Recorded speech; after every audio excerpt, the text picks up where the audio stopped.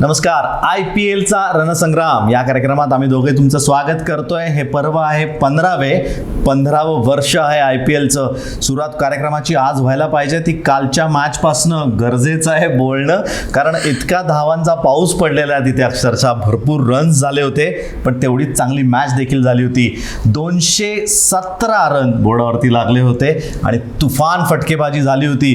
डावाची सुरुवात केली होती जॉश बटलरनी. पुन्हा एकदा 100. हा काय 100 करायचं थांबतच नाहीये. त्यांनी बहुतेक ठरवलं की या वर्षीची ऑरेंज कॅप फक्त मीच घेणार. मला वाटतं दुसऱ्या कोणाच्या डोक्याचं माप घ्यायची गरजच नाहीये, कारण ती त्याच्याकडेच राहणार आहे. ज्या पद्धतीने तो दोघांमधलं अंतर करतोय, म्हणजे 1 नंबर आणि 2 नंबर बॅट्समन मधलं आउटस्टँडिंग बॅटिंग केली. 103 केलाय, तोही फक्त 61 बॉलमध्ये. एकदा सेट झाला केला आउट करणं खूप अवघड आहे. दुसऱ्या नंबरची विकेटची पार्टनरशिप त्यांची चांगली झाली होती. स्वतः कर्णधाराबरोबर त्यांनी केली होती. जवळपास 60-62 रनची पार्टनरशिप झाली होती. ती खूप महत्त्वाची होते. रन्स खूप जास्त नाही आहेत, 217 पैकी 62च केले. पण तिथे जर पटकन एखादी विकेट पडली असती तर मॅचचं चित्रच वेगळं असतं. 160 करणं पण अवघड गेलं असतं. त्यामुळे खूप निवांत संजूनी त्याला साथ दिली, ती खूप गरजेची होती. त्याच्यानंतर खालती शमरन हटमाने येऊन जी काय हाणामारी केलेली आहे, फक्त 13 बॉलमध्ये 26 केलाय. त्यांनी फुल स्टॉपच लावला. 217 बोर्डावरती होते. वाटत होते की हे सुद्धा लोक पोचतील. KKRनी पण चांगली बॅटिंग केली होती. श्रेयस अय्यर जोपर्यंत होता, काल मी बोललो पण होतो, जर श्रेयस अय्यर 30 करतो, पुढचे 10-12 त्यांनी 1-2 काढल्या तरी हरकत नाही. 40 केल्यानंतर याला आउट करणं अवघड आहे. हा 70-80 पर्यंत नक्कीच पोहोचतो आणि तसं देखील केलं त्यांनी. काल त्यांनी 85 धावा केल्या होत्या, पण थोडं नंतर कुठेतरी प्रेशर त्याच्यावरती आलं. कारण महत्त्वाचं म्हणजे hat trick. Yuzi चहलची hat trick. Terrific bowling करतोय तो. त्याला भारताच्या संघात परत यायचंय, हे त्यांनी काल अगदी असं रजिस्टर शिक्कामोर्तब केलेलं आहे की माझ्या व्यतिरिक्त वर्ल्ड कपची टीम होऊ शकत नाही. आणि सर्वात मला काय आवडलं माहिती त्याचं, त्यांची स्लाइड केली ना शेवटी, जो काय तो झोपला होता मैदानावरती, म्हणजे as if I am the king, माझ्याकडे बघा. टेरिफिक. त्याचा स्वॅग पण तेवढाच चांगला आहे जेवढा की त्याचा बॉलचा टर्न आहे. त्यामुळे युझीनी 5 घेतल्या होत्या. 5 T20 मध्ये 5 विकेट घेणं खूप मोठी गोष्ट आहे. आणि एकच मी मेन्शन करेन की पहिली ओव्हर त्याला 17 रन मारलेले आहे. कमबॅक करून त्याच्यानंतर 5 विकेट, म्हणजे खूपच छान होतं ते. तर 17 पहिल्या ओव्हरला, बाकीच्या टोटल 4 ओव्हरवर फक्त 40 रन दिल्यात त्यांनी आणि 5 विकेट. खूप साऱ्या दिवसानंतर आपण ऑलडाऊन बघितला, कारण अख्खा ऑलडाऊन 20 ओव्हरमध्ये खूप कमी वेळा होतो. पण चांगली मॅच झाली. 7 रन जिंकले, पण आउटस्टँडिंग मॅच होती कालची. उमेश यादवचे 21 रन, असं वाटलेलं तो आता सुटलाय, पण थँकफुली तो नाही करू शकला. तिथे वाटत होतं की उमेश यादव खरंच मॅच काढतो का काय, असं वाटलं होतं. त्यामुळे अशी मी नेहमी सांगत असतो की 180-190च्या पुढे जी धावसंख्या जाते ती मॅच ही 20व्या शेवटच्या बॉल पर्यंत जाते, आणि तसंच काहीसं झालं होतं काल. त्यामुळे टेरिफिक मॅच झाली होती. तर आता येऊयात आजच्या मॅचकडे. आजची मॅच आहे RCB वर्सेस LSG. लखनौ आणि बेंगलुरू या 2 संघामधली आहे. त्याच्या अगोदर थोडं आपल्याला यायचं आहे ते गेस द प्लेयर या आपल्या सेक्शनकडे.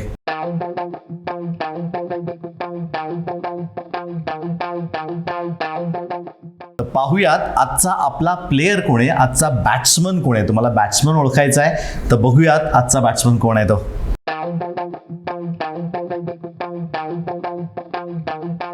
तर तुम्ही बघितलंय आजचा बॅट्समन बऱ्याच लोकांना माहिती आहे, रिटायर झालाय. छोटीशी हिंट देतो, रिटायर झालाय. सगळ्याच क्रिकेटमधनं तो रिटायर झालाय, पण त्याचा दबदबा अजून तेवढाच आहे.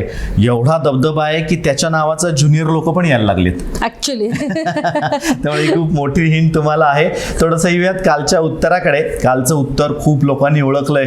मला माहिती आहे पूर्ण दिसत नव्हता तो फोटोग्राफ, पण त्यामध्ये बऱ्याच लोकांनी ओळखलंय. यस, राहुल त्रिपाठी होता आणि तोच हा शॉट मारतो आणि 6 रन देखील मिळालेले आहेत त्या शॉटला.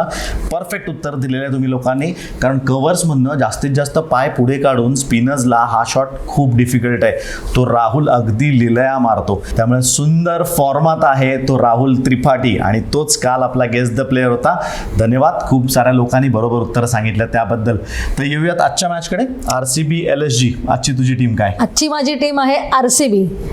RCBचा कॅप्टन फाफ डुप्लेसिस रन्स नाही करत आहे सध्या, पण मी एवढं नक्की सांगेन की गेम आणि टॅक्टिक्स तो खूप छान पद्धतीने वापरतोय. हर्षल पटेल किंवा त्याचे बॉलर्स जे आहेत खूप छान पद्धतीने रोटेट करतोय, बॅट्समन छान रोटेट करतोय.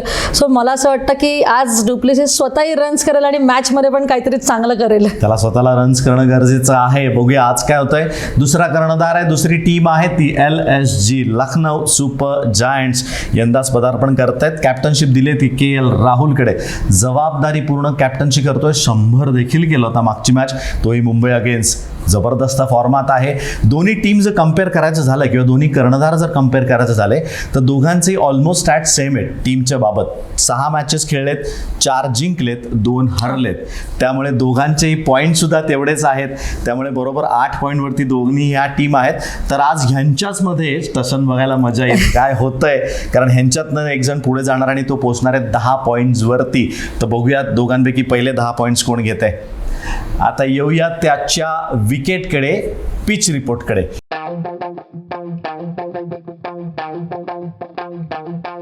DY पाटील वरती मॅच आहे. काय सांगशील विकेट बद्दल?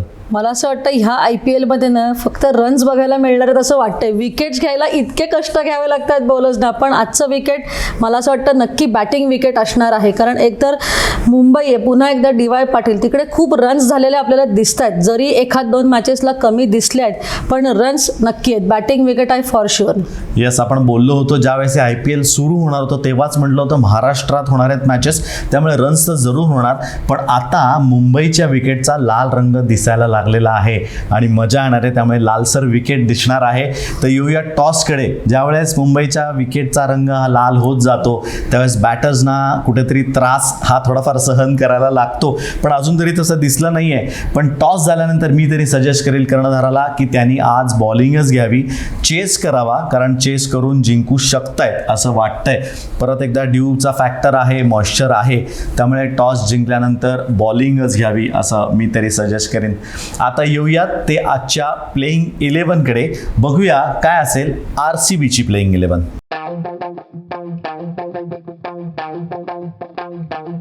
RCBची प्लेइंग 11 मला असं वाटतं सुरुवात फाफ आणि अनुज रावत करतील. जरी फाफ डुप्लेसिस रन्स नाही करत आहे तरी तो कॅप्टन्सी खूप चांगली करतोय. अनुज रावत आपण पाहिलं ओपनिंग करून पुण्यात तर त्याने फटके मारलेले मी स्वतः पाहिले, त्यामुळे तो नक्कीच प्लेइंग 11 मध्ये असेल. नंबर 3ला येतो किंग कोहली. जरा कमी आहेत रन्स पण तो नक्कीच, त्याने झलक दाखवली. पुन्हा एकदा मी म्हणेन पुण्यात झलक दाखवली की तो काय कसा रन्स करतो आणि त्याची बॅटिंग काय आहे, त्यामुळे तो तर डेफिनेटली असेल. 5 आणि 6 ग्लेन मॅक्सवेल आणि सुयश प्रभुदेसाई. ग्लेन मॅक्सवेल बद्दल आपण बोलू तर तो 5 नंबरला येऊ देत, 6ला येऊ देत, तो पहिल्या बॉलपासून जे काय फिरवतोय किंवा प्रॉपर क्रिकेटिंग शॉट्स, पण त्याचा जो कॉन्फिडन्स आहे, कारण पुण्यातल्या मॅचला मी पुन्हा एकदा म्हणेन की मी पाहिलं होतं तो पहिल्या बॉलला रिव्हर्स स्वीप खेळला होता. त्यामुळे हे तुमच्याकडे कॉन्फिडन्स असल्याशिवाय तुम्ही नाही खेळू शकत. त्याच्यानंतर येतो द फुल स्टॉप लावणारा, तुझे नेहमी म्हणतोस, दिनेश कार्तिक. त्यांनी खूप लोकांची झोप उडवली आहे, मी एवढं नक्की सांगेन. म्हणजे तो इतका फोकस दिसतोय की मला यायचंच आहे इंडियन टीममध्ये, त्यामुळे तो म्हणजे त्याला काढूच शकत नाही आता. शाबाज अहमद ह्यांनी खूप छान बॅटिंग केली, ॲक्सिलरेशन चांगलं केलं होतं RCBचं. त्यांनी पण लांब लांब फटके मारलेले, त्यामुळे त्याची आणि दिनेश कार्तिकची थोडी बॅटिंग लाईनअप वर खाली होऊ शकते सिच्युएशनप्रमाणे. बॉलिंगमध्ये हर्षल पटेल, हॅट्स ऑफ म्हणेन मी. घरचं इमर्जन्सी अनफॉर्च्युनेट एपिसोड नंतर कमबॅक करून खेळायला येणं ही खूप मोठी गोष्ट आहे. हसरंगा मागच्या मॅचमध्ये काही करू नाही शकला पण कंटिन्युअसली विकेट्स घेतोय, रन्स थांबवतोय आणि क्रुशियल टाइमला विकेट्स घेतोय. तो जोरजोरात टाकतोय. तो श्रीलंकन बॉलरकडनं अपेक्षा नाहीये खरंची, पण जोरजोरात नक्की त्याचं ते व्हेरिएशन खूप छान आणि ते कळत नाही बॅटर्सला, खूप साऱ्या बॅटर्सला. पेस बॉलिंग मोहम्मद सिराज मागच्या मॅचला 2 विकेट्समध्ये यायला लागला, लईत यायला लागला आपण म्हणू. आणि जॉश हेझलवूड 3 विकेट घेतलेल्या आहेत मागच्या मॅचमध्ये. सॉलिड प्लेअर आहे, एक टप्पा पकडून तो किती वेळ टाकू शकतो. मला असं वाटतं एक सरप्राईज RCBने लास्ट टाइम केलं होतं की जॉश हेझलवूड आणि सिराज असताना न्यू बॉल ग्लेन मॅक्सवेलने टाकला होता. सो ते आज काय करतील जरा वेट अँड वॉच आहे. हा असा फरक तुला वाटतं लेफ्टी बॅट्समन जर समोरच्या टीममध्ये जास्त असतील तर कदाचित मला वाटतं नवीन बॉल ऑफ स्पिनरला दिला गेला जातो, असं काही आहे आयडिया? त्यांनी फरक पडतो आणि कारण स्वतः टाकलेला आहे त्याच्यामुळे मला माहिती आहे लेफ्टी बॅट्समन आला की नक्की फरक पडतो. त्याच करता मी हा प्रश्न तुला विचारला होता. त्यामुळे अशी काहीतरी टीम असणार आहे आरसीबीची. येऊयात पुढच्या टीमकडे. पुढची टीम आहे लखनौ सुपर जायंट्स. बघूयात आज काय 11 जण ते खेळवत आहेत.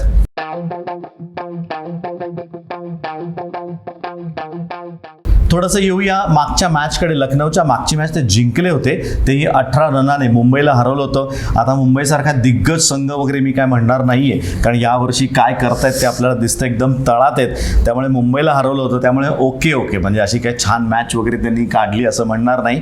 पण येस, विन ही विन असते. तुम्ही मॅच जिंकता त्याचा कॉन्फिडन्स तुमच्याजवळ असतोच. KL राहुलचे 100 त्या मॅचला झाले होते, त्यामुळे मोठा कॉन्फिडन्स त्याच्याकडे आहे आणि चांगली बॉलिंग लाईनअप होती असं म्हणायला हरकत नाही. तिथे थांबून रन्स त्याने केला होता. डिकॉक पुन्हा एकदा लवकर आउट झाला. 20-24 त्याच्याकरता कमी आहेत म्हणून मी पुन्हा लवकर म्हणतोय. खरं ती 20-25-30 पर्यंत जो व्यक्ती करतो ओपनला येऊन त्याचे रन्स चांगले असतात, पण डिकॉककडनं जास्त रनची अपेक्षा आहे म्हणून मी लवकर म्हणतोय. पण पुन्हा एकदा दोघं जण धावाची सुरुवात करतील. 3 नंबरला मनीष पांडेला परत त्यांनी खेळवलं होतं. इतके दिवस 2-3 मॅचेस बाहेर बसवलं होतं, पण मनीष पांडे जर रन्समध्ये नसेल, त्याच्या बॅटमधनं जर धावा येत नसतील, पण तो पॉईंटला, स्क्वेअर लेगला, मिड विकेटला, इव्हन थर्डमॅनला जिथे फिल्डिंग करत असतो ना, तिथे सुद्धा तुमचे तो 12-15 रन आरामात वाचवतो. त्यामुळे त्याला घ्यायला पाहिजे संघात असं मी वारंवार म्हणीन. कारण तसं बघायला गेलं त्याचे शेवटचे 2-3 वर्षच क्रिकेटचे राहिलेत, पण मेहनत करतोय तो. त्यांनी 34 रन्स केल्या पण होत्या, पण त्याच्या हिशोबाने खूप कमी आहेत. पण तो सुद्धा परत एकदा संघात असणार आहे. त्याच्यानंतर जो बॅटिंगला येतो तो दीपक हुडा.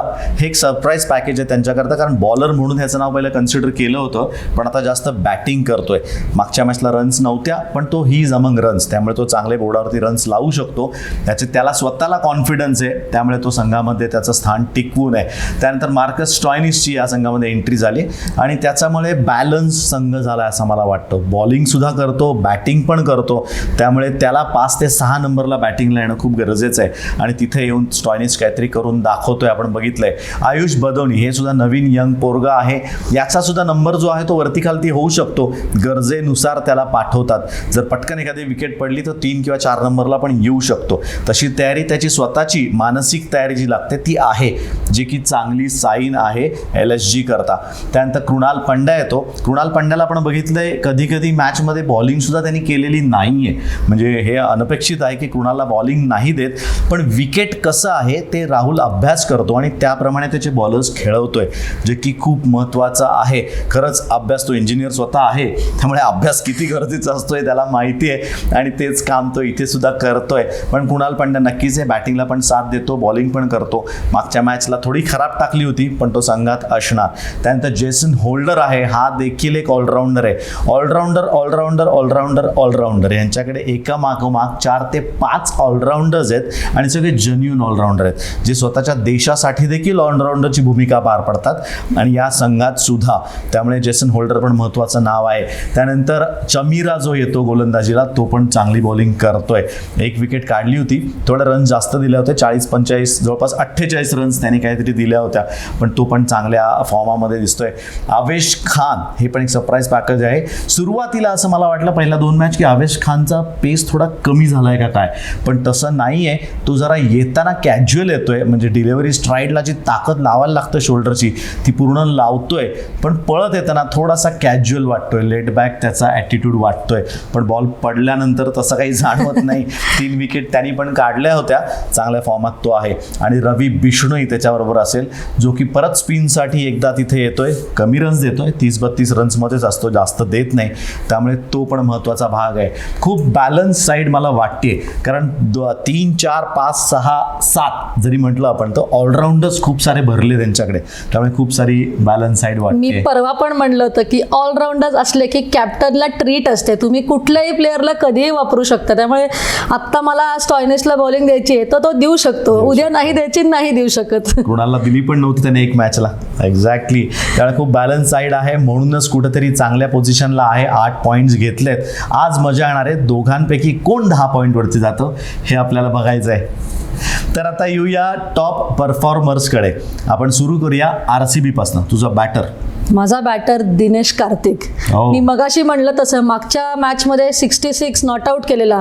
त्यांनी ॲक्च्युली RCBला एखाद्या खूप डिफिकल्ट सिच्युएशनमधनं बाहेर काढलेलं लास्ट मॅचला. आणि तो असा प्लेअर आहे की तो ॲक्सिलरेट तर करतोच, तो सिंगल डबल काढतो आणि वेळ आली की तो कुठल्याही बॉलरला मारतोय. सध्या तो झोप उडवण्याचं काम खूप चांगलं करतोय लोकांचं. 6 मॅच मध्ये फक्त एकदाच आउट झालेला आहे. एकदाच आउट झालाय फक्त.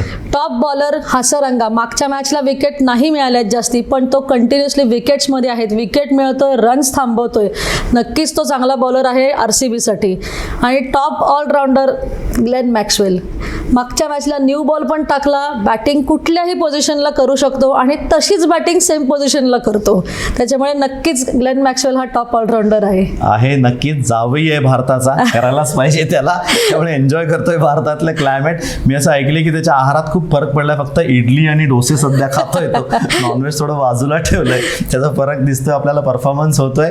तर आता येऊयात ते LSGच्या टॉप परफॉर्मर्सकडे. सुरू करूया बॅटरपासनं. LSGचा बॅटर म्हणशील तर डिकॉककडनं मला खूप आज अपेक्षा आहेत, कारण तो फॉर्ममध्ये असतोच. म्हणजे एवढ्या मोठ्या टुर्नामेंटमध्ये त्याच्याकडनं रन्स होत नाही असं फार क्वचित घडतं. ते 2-3 मॅचमध्ये 20-24 करतोय, सुरुवात मिळतीये, पण मोठे रन्स त्याच्याकडनं अपेक्षित आहे. KL राहुलने मागच्या मॅचला केले होते, आता डिकॉकची वेळ आहे. बघूया आज काय करतोय.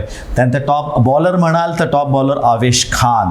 फार सुंदर टाकतोय, जोरजोरात टाकतोय. मी म्हटलं तसं थोडंसं लेटबॅक वाटतो पळत येताना, असं वाटतं की याला ढकलायला पाहिजे, अरे जा बॉलिंग मार्कवरती. पण बॉलिंग मार्कवरती क्रीजवरती आल्यानंतर त्याची तो नजाकत दाखवतोय, तिथे ताकद लावतोय, जे की खूप गरजेचं आहे. ऑलराऊंडरमध्ये माझ्याकडे एक नाव आहे माझ्या टीमसाठी, ते मार्कस स्टॉयनिस. बॉलिंग करेल, बॅटिंग करेल, फिल्डिंग करेल आणि मध्ये मध्येच काहीतरी किस्से पण करेल. त्यामुळे तो आहे माझ्याकरता या टीमचा टॉप ऑलराऊंडर. हे झालं ऑलराऊंडर्स विषयी. आणि आता येऊयात प्रेडिक्शन. साधारण स्कोर तुझ्या डोक्यात काय, आज काय होऊ शकतो? मी प्रेडिक्शनला जायच्या आधी फक्त एक ॲड करेन की मला असं वाटतं KL राहुलनी स्टॉयनिसला अजून बॉलिंगसाठी वापरलं पाहिजे, कारण तो खूप इफेक्टिव्ह बॉलर आहे. आपण ऑस्ट्रेलियासाठी पाहिलंय.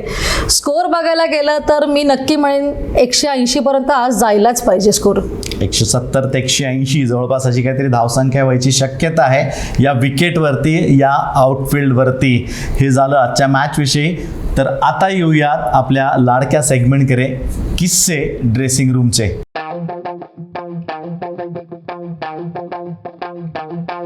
आजचा किस्सा खरंच खूप विशेष आहे. म्हणजे माझ्या लाईफमध्ये तो खूप इम्पॉर्टंट आणि वरच्या दर्जाचा किस्सा आहे, कारण हा जो किस्सा आहे तो माझा आणि पहिली भेट सर सचिन तेंडुलकर यांची. आम्ही MIGच्या ग्राउंडवर 2004 साली प्रॅक्टिस करत होतो. एअर इंडियाची टीम होती आणि सचिन तेंडुलकर तिथे प्रॅक्टिसला, स्वतःच्या ऑस्ट्रेलिया टूरच्या प्रॅक्टिसला आलेला.